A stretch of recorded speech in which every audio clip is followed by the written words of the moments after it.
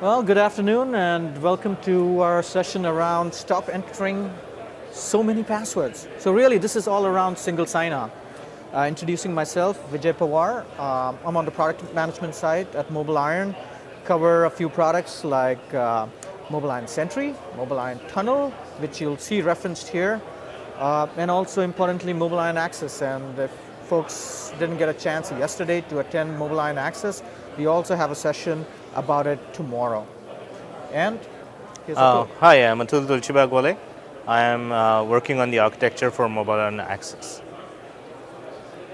Great. So you've probably seen this before at many of the sessions.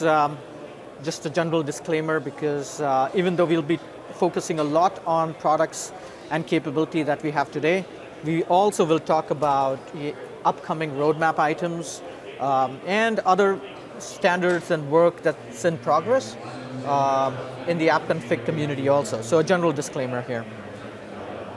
All right, so in terms of single sign-on, what we'll focus on initially is go through what organizations have been using, for the last, let's say, 20 years in terms of providing what's called desktop single sign-on. Something maybe is being used within your organization. So we look at different options for single sign-on the desktop side. We'll get inside mobile, how it relates to mobility. Obviously, an organization, if they are employing something today for desktops, probably makes sense, some of it for mobile. And we'll go through different MDM-based or EMM-based single sign-on options. So let's jump in here. It's been a great explosion of productivity apps. Just like yesterday at the keynote, Yeah. right? We heard from our friends here at GE who have about 100 plus apps out there. We have Genentech with 300 plus applications, right? So Yeah, it's huge growth. Yeah, I mean, this is just in the last year that it's grown about 125%. And if you see the numbers before that, they are equally impressive.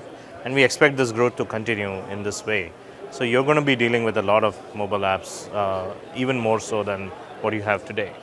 And there was a statistic out there which said by 2018, nearly 85% of traffic to cloud-based services will be through mobile applications. Okay, so obviously it's going to be more and more mobile apps, right? We were just having a discussion the other day, which was, it's funny, there was client-server in the past, then we came up with browser-based computing, right? And now with mobile, we've gone back to client-server-based computing, right? So multiple apps, awesome, because you want to make your users productive with their devices, with the applications of choice. But at the same time, one of the biggest hurdles is they have to put in their passwords multiple times, right? Think about a situation where you have a complex AD password. Typically 8 characters, uppercase, lowercase, exclamation points in there. And these devices, these small devices, it's really cumbersome for a user to type in those complex passwords. And sometimes IT has a policy, 3 strikes, you're out. Well, 3 times you fat finger it, start getting these support calls, right? So definitely we want to make our users productive, but at the same time, we want to stop them, or we don't want them entering so many passwords. Yeah, and I mean, just to add to that, I mean, mobile is all about expediency, and it's if you don't want your user to make a decision that, hey, I see that email and I want to work on it, but I'm going to have to enter my password. I'll just do it when I go back to my desk. You don't want that to happen.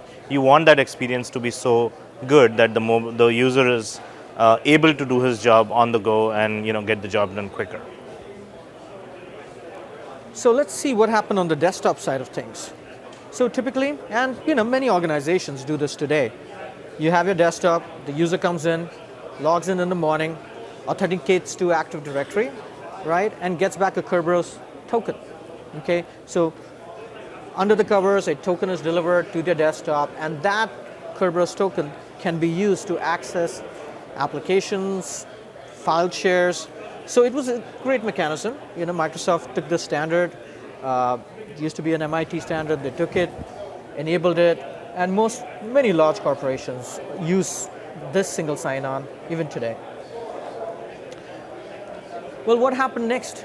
And I think, Atul, you were in this area also with enterprise single sign-on.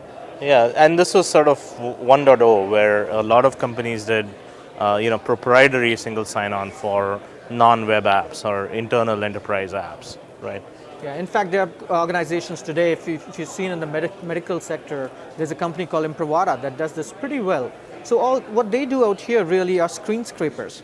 It's a thick application or a rich application on the desktop which screen scrapes certain other client-server applications and basically form fills it out and gives you single sign-on. Technology, old technology, okay? And after that, obviously there was Kerberos, there was Enterprise ESSO, and there were certificates. Certificates were a great, and still are a great mechanism, not just for client-side SSL, man-in-the-middle proof-based security, but it gives you single sign-on. Yep. But there were challenges. Yeah, I mean, in those days, we didn't have the kind of sophistication in management infrastructure to deliver the certificates and also make them portable so that wherever the user goes, he could use the certificates. But although it provides the best security there is today, it was very difficult to use it in those days. Yeah, and I think as we get to the mobile side, we all know mobility has made that really simple. I mean, one of the biggest boons, I think, for MDM has been the ability to push down these certificates in a transparent manner on the mobile devices that can be leveraged. And we'll talk about how, those certificates on mobile devices make it really simple in the mobile world. But coming back to desktops, what happened is these were the technologies within an organization, right, for doing single sign-on, Kerberos, certificates, ESSO, and then came the internet era, right? Everybody started writing browser-based applications. So there were tons of browser-based applications within an organization. Okay, everybody was standing up their SharePoints. Everybody had a IIS server, an Apache server, and different apps using a browser. So there were web access management vendors that came in because every time you went to a website, you had to log in with a username and password, for example. What these vendors did was use a cookie-based system for authentication. And it works in a browser pretty well. So you go authenticate in the browser, you go to their web access management, and some examples of this are CA SiteMinder, Oracle Access Manager, Tivoli Identity Manager. A lot of people provided software in that area, and it works with cookies because once you authenticate to them, you get a domain cookie. Okay, so if you're acme.com, you got a cookie for acme.com. And when you went to, let's say you logged into it.acme.com and then went to sales.acme.com, the cookie went back to the same browser domain. And this software would actually look at the cookie, its encrypted content, decrypt it, know who the user was, and then authorize them and give them single sign-on to these web-based resources. Great system, but it broke when it came to cross-domain single sign-on. So if you went from acme.com to partner.com or acme.com to salesforce.com, the inherent security nature of a browser is I'm not going to send a cookie to a domain from which it was not issued. So the cookie would never go there, and you would not get single sign-on. And that's where standards were formed, and Atul was in that space for a very long time. Right, and this was sort of the beginnings of federation and a technology where mutual parties could trust each other and then leverage that trust using standard protocols like SAML to provide single sign-on to users across domains where the cookie is not going to work. So typically in that scenario, you have a service provider, which is basically an application sitting somewhere. It can be a website like salesforce.com or Office 365. And then you have the identity and access management software, okay, also known as an identity provider. It can sit on-premise or it can sit in the cloud, but previously there were no cloud vendors, so it was always on-premise. And you configured your service provider to trust what's called the identity provider, okay? And the way it works is the browser would hit the web application or the cloud service provider, get redirected for authentication to the identity provider. The user would provide the credentials, right? Username and password typically, something called a SAML token would be issued. SAML token, it's the security assertion markup language. It's an XML format which is digitally signed, and that is sent back. That token is sent back via the app to the cloud service provider, which would look at it, verify it, and give single sign-on to the user. So these were the technologies that were available on the desktop side for single sign-on. Well, on the mobile side, obviously, the challenge is we had all this technology. What is the right fit in the mobile world? Do you do federation? Can you do WAM? Can you do certificates or Kerberos, right? And there are some other important considerations. Right, and so one of the big things that is different about the cloud services is that all these cloud services provide public APIs. So you can write to their APIs different applications that you can produce on your own, and then publish them through the app stores of Apple and Google. So the problem is not just that now you have a whole set of services that you want to access that are outside your enterprise IT. It's also that the applications that are being used to access those could be very different. They could be downloaded by users on their own and be used. So one new challenge that comes with mobile is that not just you want to ensure that the user is the right user, you also want to ensure that the application is something that you trust. Right. So looking at this challenge, let's see what are some of the challenges, right? So one, on the browser side, right? Browsers were good in a desktop world, right? Got the whole interface, most websites. Think about it, if you went to a Salesforce site with all the elements that Salesforce has within a browser, would your user prefer using a browser, or would they prefer using the Salesforce One app, right? And that's why people tend to move towards mobile apps, because they leverage specific features of that backend cloud service that is best for the mobile app, right? Browsers can give you single sign-on, okay, but it's not the best mechanism on a mobile device, because browser single sign-on does not work typically within the actual native application, okay? So the other thing is, there are certain cloud providers who can give you password stuffing, okay? Password stuffing meaning they will replay the username and password to a particular cloud service provider. That does not work in the native app world. The nature of, for example, iOS is the apps are sandboxed.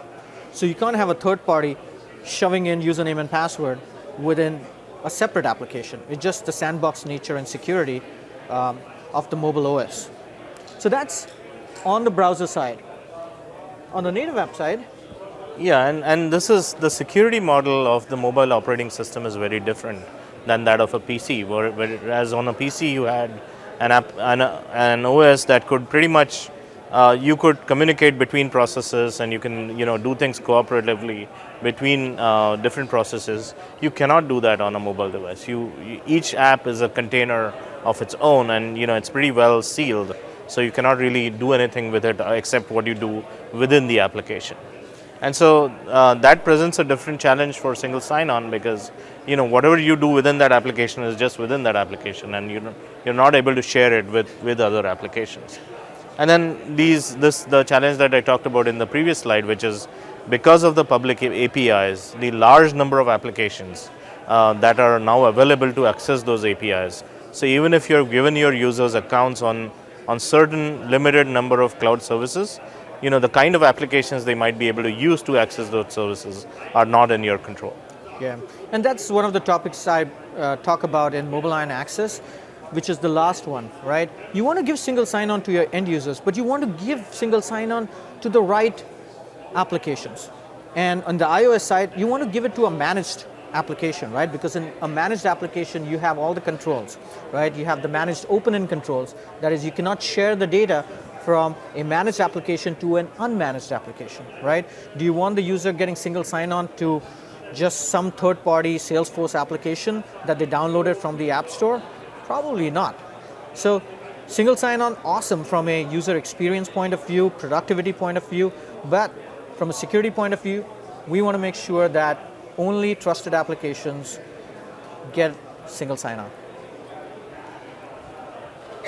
So let's jump into EMM options, right? So single sign-on for mobile, two areas, right? One is single sign-on to enterprise-based applications. And typically, you can consider these as, you know, in-house SharePoint, applications or even desktop applications. And then you have SSO to cloud-based services. So in-house, behind the firewall, and cloud-based services. So SSO to enterprise apps, we do that today, and we'll go through some of the slides here in terms of how MobileIron Sentry, MobileIron Tunnel, all these can be leveraged when it comes to Kerberos, PKI, which is certificates, and if you wanted, you could leverage your existing web access management products. SSO to cloud services. Yeah, that comes with a new sort of paradigm, and that is largely around federation. The most popular standard there being SAML, which is the Security Assertion Markup Language. And also PKI does work in the cloud. So we'll also talk about how you can use it, just certificates directly in the cloud. So, as I mentioned before, traditionally you had your desktop, right? The user logged in the morning, authenticated, got a Kerberos token or a Kerberos ticket, and used that to get to their email, their applications, their data. Well, that was on the desktop side, right? On a mobile device, native Kerberos, at least initially, was not there. Okay, so this was a challenge. Okay, a couple years back, there was no native Kerberos support on the OS itself. So what we did at MobileIron is, and this is over 2 years back, we innovated by coming out with what is called AppConnect. Okay, using AppConnect and the Sentry, what we did was enabled Kerberos constraint delegation. What is KCD is basically what happens is core pushes down a certificate to AppConnect, which is our, so let me back up a little bit. AppConnect, what was AppConnect, right? AppConnect is an SDK or a wrapper. So if you have an in-house application, you can wrap that application or use MobileIron's SDK. That gives you a lot of control. It gives you additional controls beyond managed apps like cut, copy, paste controls, okay, on iOS, for example. And it leverages a secure channel between your application and the Sentry based on certificates. So the certificate that is MDM pushed is leveraged by AppConnect. It uses what's called App Tunnel to authenticate to the Sentry. This is all under the covers. The user doesn't even know. They just clicked on the app. Sentry gets the certificate, validates it, extracts the user's information from it, and then gets a Kerberos ticket on behalf of the user and passes it on to your Kerberos enabled application. All this happens under the covers. The user is not prompted again for ever a username and password. I mean, a lot of benefits here, right? If you're using username and password, think even if you cached it, if the user changed their password, they would need to come back and plug that back into their app. With this, user does not need to put in any password, right? We leveraged a cert that was pushed down. It was used by the AppConnect application to Sentry, validated, and Sentry then gave you single sign-on using Kerberos. And works on both iOS and Android. Okay, so there are a large number of our customers who use this today consistent across iOS and Android. You want to talk about the constraints? Sure. So the challenge here is that because you have to wrap your application using AppConnect, you have to have the ability to, sort of develop that app. You cannot do this for, any off-the-shelf app. And the other problem is that, there is no client certificate that is presented directly to the enterprise app. It sort of stops at the Sentry, and a Kerberos ticket is then generated for the user. So if your service or your enterprise app is certificates capable, you could potentially do a certificate-based single sign-on, but that's not what happens over here. And then it also, one of the challenges here is that it requires a strong trust relationship between your Active Directory, which is going to generate those Kerberos tickets, and your Sentry, your gateway. Yeah, so once you get it up and running, everything is pretty smooth. So, as Atul said, It's a setup that you need to do. The sentry needs to be set up with the service principal name, talking to your KDC or key distribution center, so that the Kerberos constraint delegation happens in the back. Okay, but once it's set up, any in-house app that you set up can start leveraging this single sign-on. Also, one of the limitations was this was MobileIron developed, right? You cannot take Safari and wrap Safari on iOS, right? So native apps support did not work using AppConnect. So we built this 2 years back, right? Or over 2 years, 3 years back. Obviously, at MobileIron, what we do is we try to bridge the gaps that Apple creates, but eventually Apple catches up. So that's what happened when Apple took on single sign-on with iOS SSO. So starting with 7, it's also there, 8, 9, definitely will be in 10, unless they surprise us badly. But Apple came out with native iOS SSO. What that means is there's a Kerberos client in the OS itself, okay, which is a great thing. But what that means also is, in order to do the Kerberos negotiation, the device needs to talk to your key distribution center, which can have challenges. Right. I mean, you could use a device VPN, but then every application that is installed on the device is going to have access to that VPN, so including untrusted applications. And the second problem is that you got to expose your KDC on the DMZ, because your devices are not going to be always in your VPN; they're going to be outside. And so, how are you going to get the Kerberos tickets down to the devices, right? So that is the second challenge that you have in this approach. Right, because I don't think any IT administrator would say, I'm going to take my KDC and expose it through the firewall, right? So these were challenges that when they really came out with this in iOS 7. So as I mentioned, we innovated here, and it was great to see native Kerberos, but when the device was off the network, how does it talk to your KDC? So we came out with the Kerberos Proxy, okay? So MobileIron, we again leveraged our sentry, right? Because it's the gatekeeper. The device talks to the sentry, and in this case, it was the Kerberos Proxy.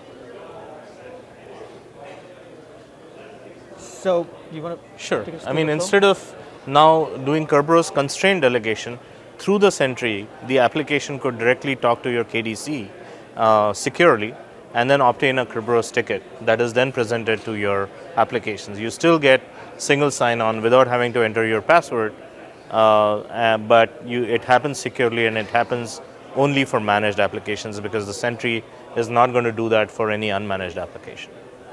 Yeah, so two things here. One was, it was a limitation that Apple had at that time in iOS 7, where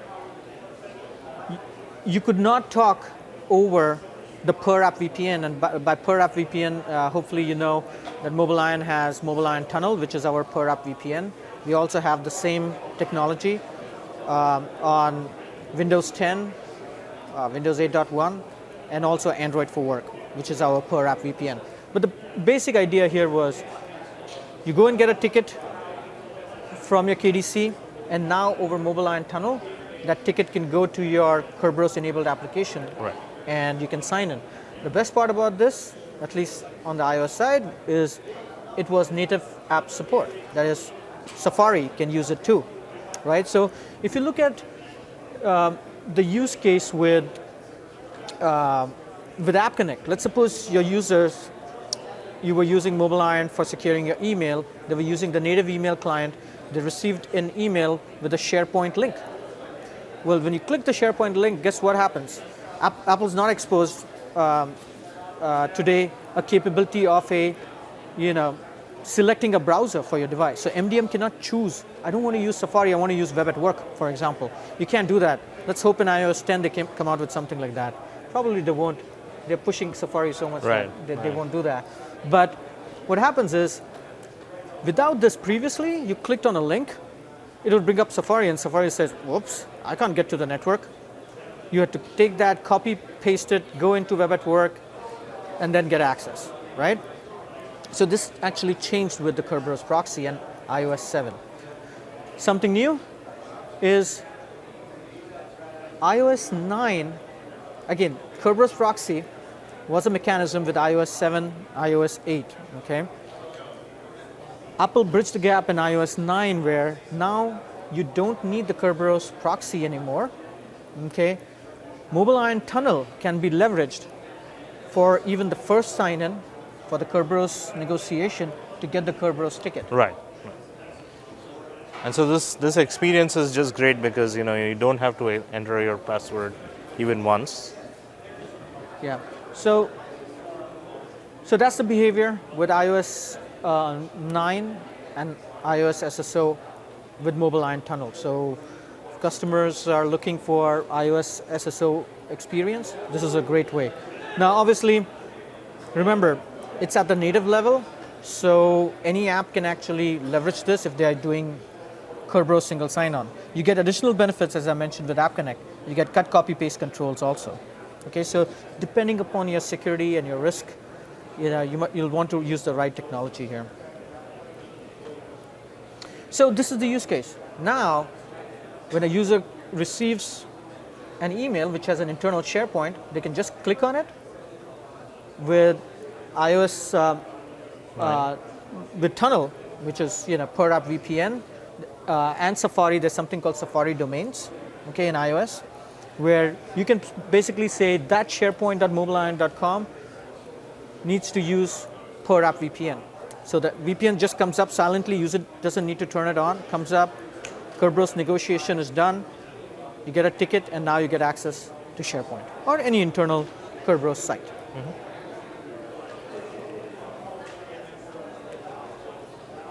So obviously it's a good thing, but it's only on iOS devices. Native apps are supported, and token reuse, which is the Kerberos token, is supported across the applications. The best part about this is this can work today.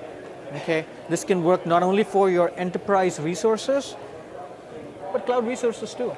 Sure. Yeah, and in terms of cloud resources, we've thrown something else in there at the ADFS. What is ADFS? ADFS is Microsoft Active Directory Federation Services. It is what I've mentioned before, which is like an identity provider. Okay, it can take different tokens, like a Kerberos token, and exchange it for, remember the SAML token we talked about for cloud-based services, for cloud-based single sign-on? You can leverage that if you have ADFS within your environment. So Kerberos with ADFS, so let me back up. Kerberos can be used for your internal apps. Mm-hmm.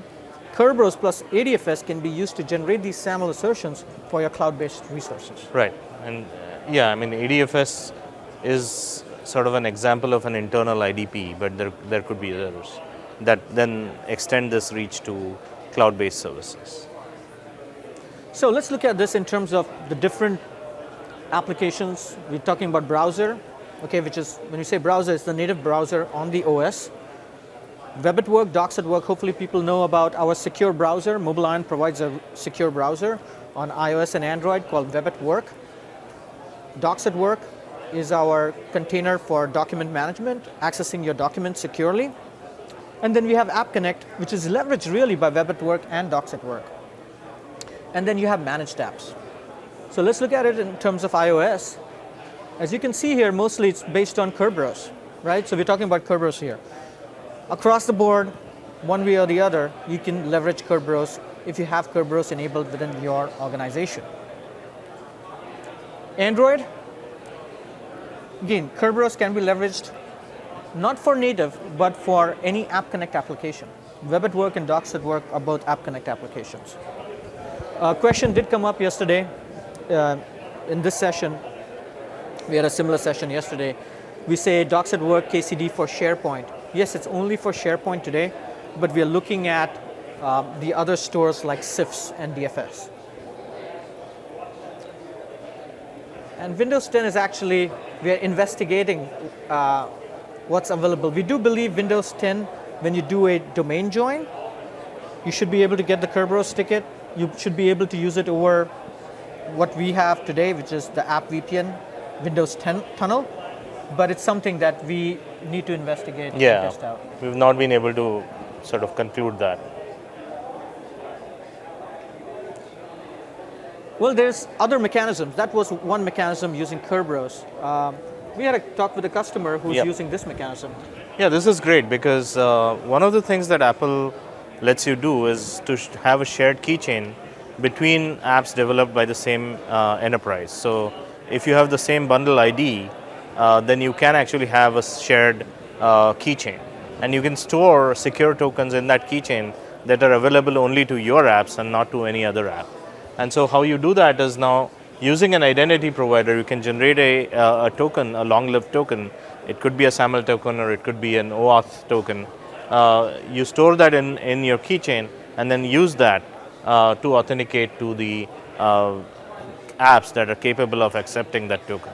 Now, if there is a third app on your device that does not belong to your enterprise, it's not developed by your enterprise, then it's not going to get access to that token. So it provides a level of SSO that is, for your own applications that, is not available to other applications that may be on the device.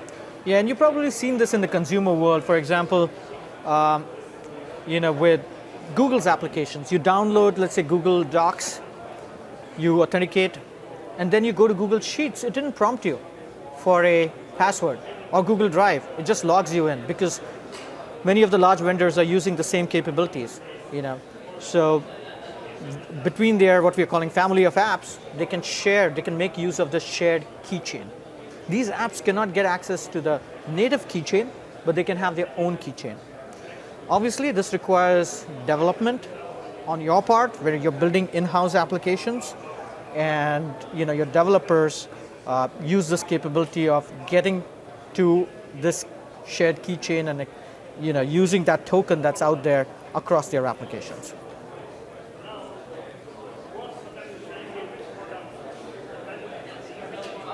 So we talked about enterprise applications. Let's move into cloud-based services, and basically here we are talking about application integration using SAML.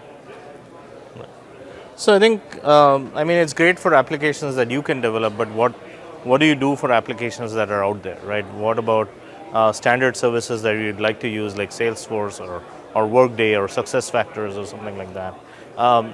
SAML is the answer, because SAML is something that is agreed to by pretty much everybody in the industry.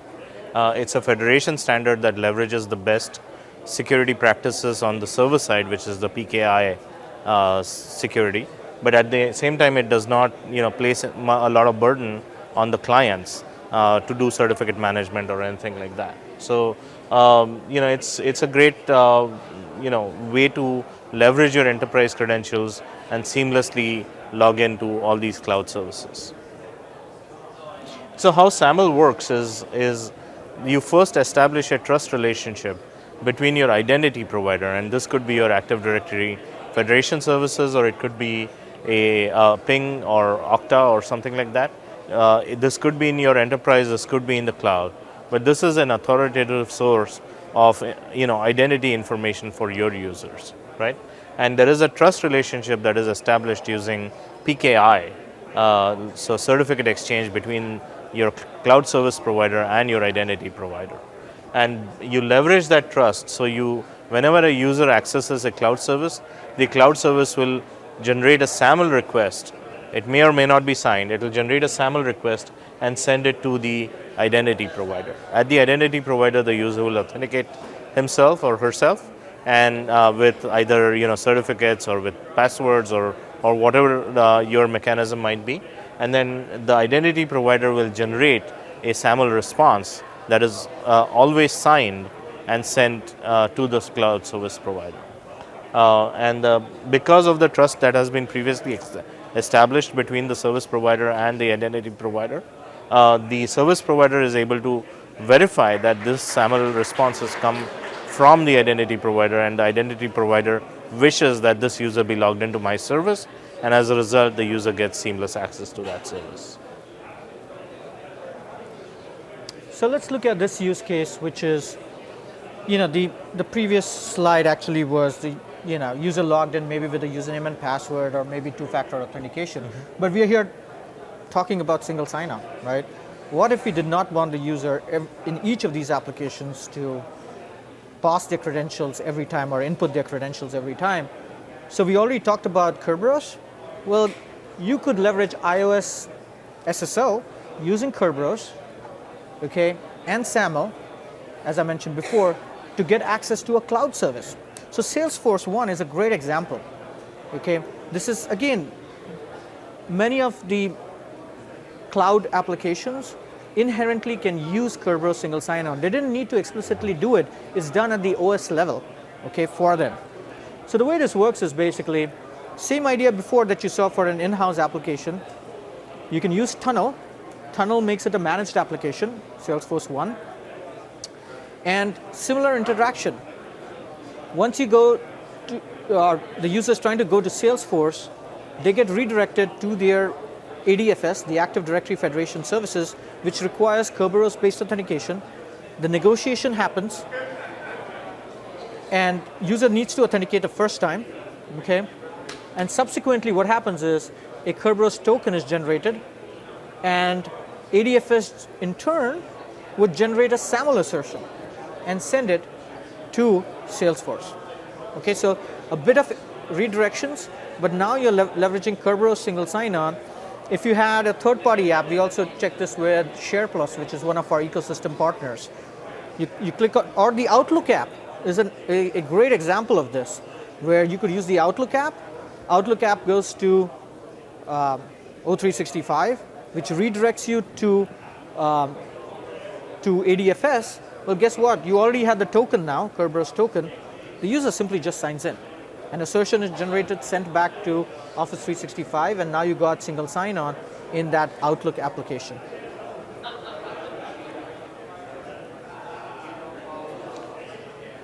So we wanted to put in a little plug for MobileIron Access here, because as I mentioned before, single sign-on is awesome, great from a productivity point of view, but single sign-on is only telling you it's a trusted user, okay? And that's provided by your identity provider. What's really important is not to just trust the user. You need to trust the device, and you need to trust the application, okay? Because as I mentioned before, you don't want single sign-on to an unmanaged Salesforce application, right? Where your user can then take all that sensitive, run some reports, take that report and throw it into or leak it out into Dropbox, for example, right? You need to ensure that it's a trusted device and an application, and that's what you get with EMM, which is MobileIron Core or Cloud, and MobileIron Access. So we will take you through a little bit of an interaction of how MobileIron Access comes into play here. Sure. So, I mean, if you're interested in details of this, Vijay has a talk tomorrow where you can hear more about this. But just briefly, I talked about the SAML trust relationship, the certificate-based trust relationship between the service provider and the identity provider. When you introduce access, what you do is basically, instead of that direct trust relationship between the identity provider and the service provider, you eliminate that and you establish trust relationship between MobileIron Access acting as the service provider to your existing identity provider, and MobileIron Access acting as the identity provider to the service provider. So you now establish sort of two trust relationships, one between Access and your identity provider, and another between Access and your service provider. Now what happens is, when the user requests access to a service, the user is redirected to the identity provider if everything is okay with the request, like the app and the device are proper. But then the SAML assertion that gets generated, the SAML response, the signed response that gets generated, is sent to Access, which then re-signs it and then sends it on to the service provider. And why this helps is Access can then prevent requests from unmanaged devices and unmanaged applications. So if I, as a user, am using my enterprise credentials, but I'm using an app that is not trusted, I won't be able to access the service, whereas without my MobileIron Access, you will be able to. Now, let's talk a little bit about standards here, because they're very important in this space, because like I said, there needs to be a trust relationship between your identity provider and your service provider. So there's a large number of entities that are acting as service providers. There are a few entities that are acting as identity providers, and then there's the mobile device management or EMM people as well. So AppConfig is a great place for this to happen. It has been endorsed by Apple, and it has membership of some of the the more popular EMM providers like MobileIron and others. But there's also a large ISV community, including Salesforce, including SuccessFactors, some of the big application providers as well. Now, let's look at, AppConfig, there's a lot of things, I'm sure you've attended the talk about AppConfig, but what does it say about SSO? Right now it says basically use SAML.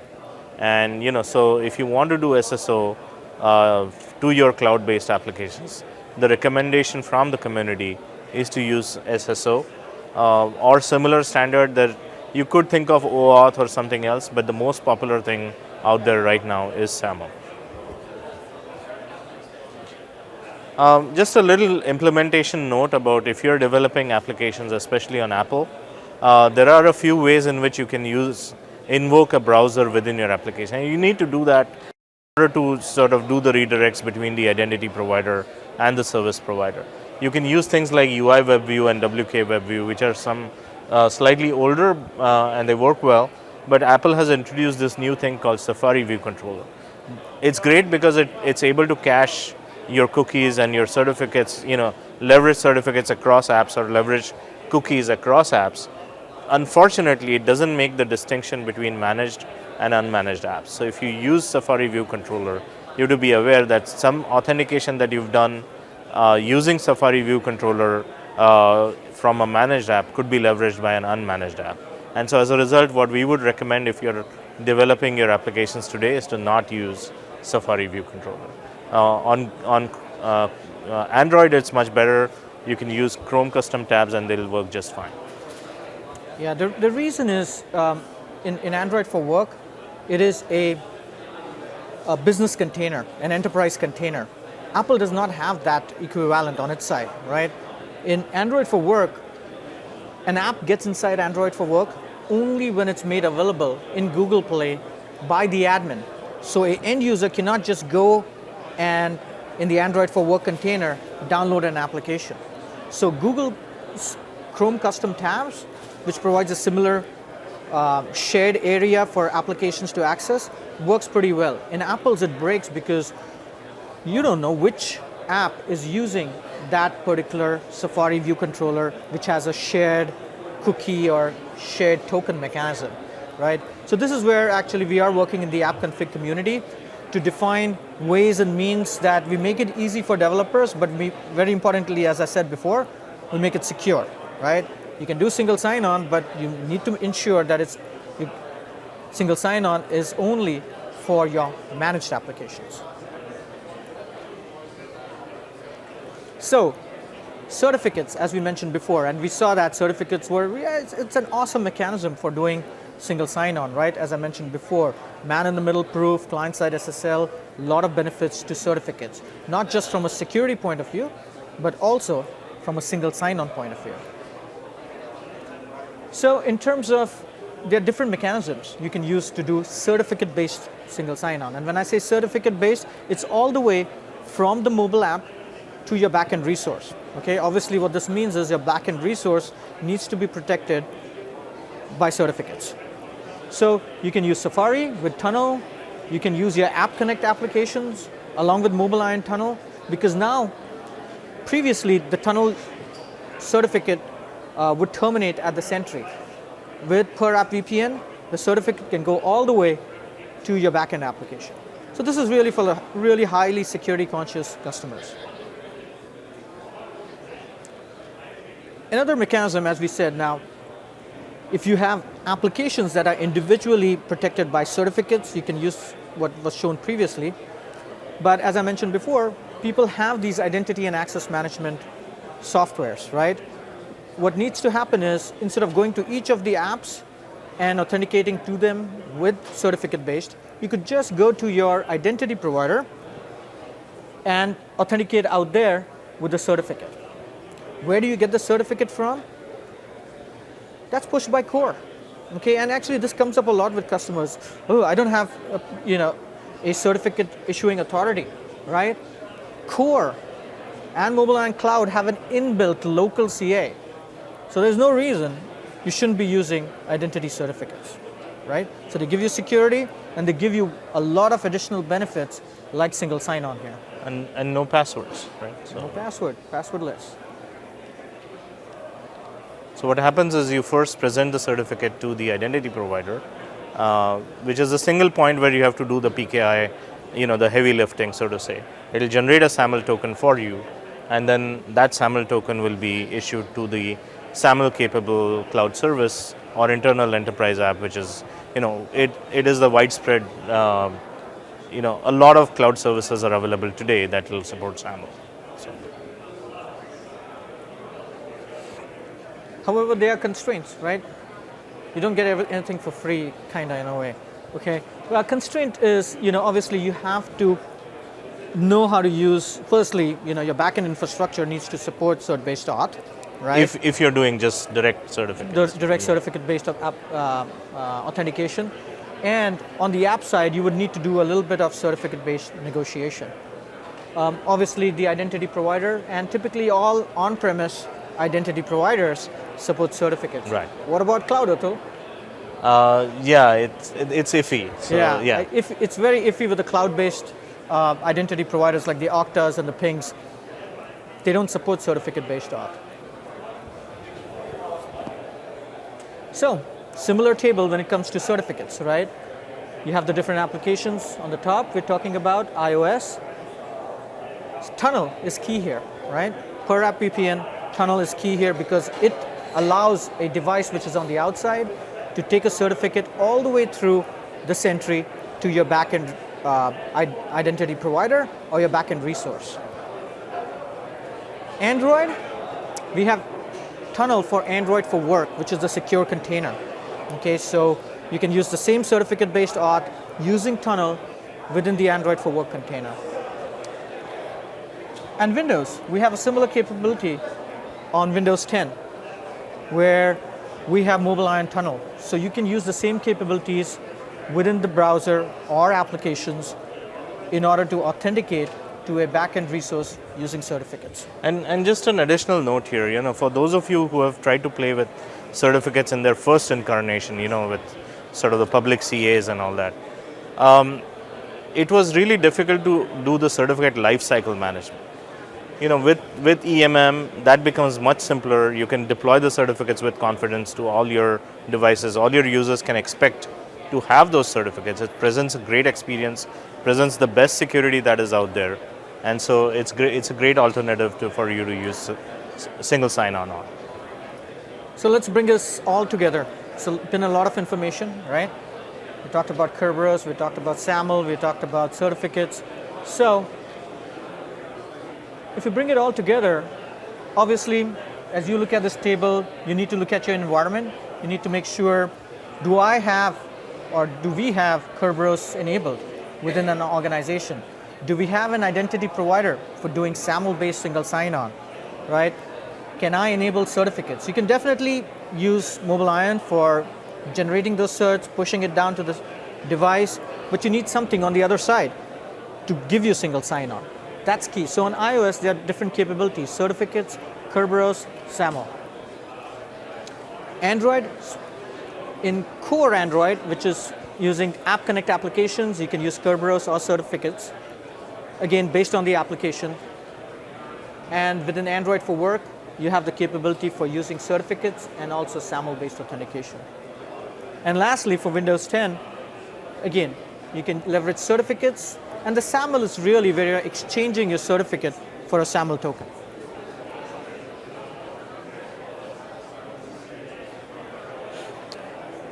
So the takeaway is, many of our customers are doing it today, right? You can enable single sign-on today for your applications. Obviously, based on that table, you need to use the right mechanisms. You have the option for Kerberos, certificates, SAML. As I mentioned again, look at the operating system. Is it your in-house application? Is it a cloud-based application? And lastly, AppConfig. It's ongoing work in the AppConfig community, where we're working on a standards-based mechanism so that applications can enable single sign-on. So with that, Thank you for attending, and we'll take any questions. I think we have some time here.